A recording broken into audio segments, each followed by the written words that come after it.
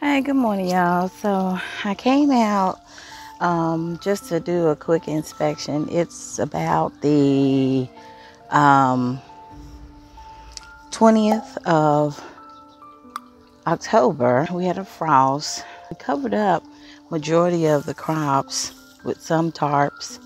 The collards, I did not cover them up last night, but it only got down to 37 degrees, I think, last night.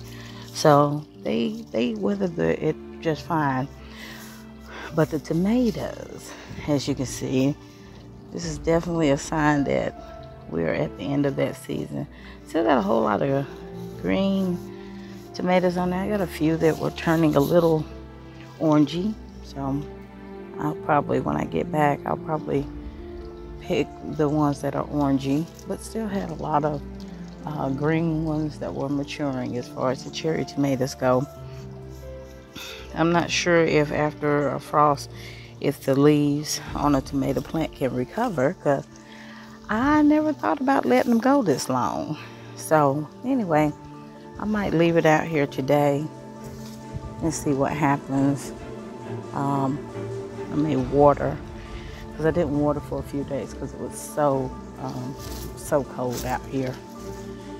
That could be some of it, but we'll see. Probably water in a few. We'll see what happens to that. Alright, things on this side. Y'all can see my big blue tarp that we covered it up with when the weather dropped below 20. But the collard greens and Swiss chard, they still are looking okay. The broccolis looking okay. They survived through it. But my other cherry tomatoes, my steak cherry tomatoes, same situation as over on the other side. See a lot of tomatoes. Some are turning orangey, and those are the ones I can go ahead on and pick and set up. They will continue to turn red in the house. But that freeze, that I think it got down to, we covered them over when it was in the 20s, but last night I didn't cover them over because it was like 37, I think, was the low. I didn't cover it over then, but they did not like that. So I may debate. I may go ahead on and cut them down, but we'll see. But for now, all the broccolis did fine. The spinach, and these are all cool weather plants, so more than likely that's why they're doing okay. But we definitely need to get out here and water these bins, so I will be sure to get out here and do that, as well as harvest some of these broccoli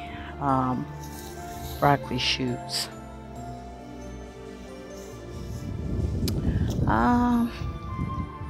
See some spinach trying to come up in this bin in a few places, so we'll let that keep going with the hay and see if we get our spinach over here as well as what we have over there. Other than that, guys, I think the okra, of course, that frost got to the okra, so we'll be cutting these down today. And our squash, I think that's the end of it for sure. We'll be removing that squash today. So just starting to look more like the fall garden as opposed to the summer garden.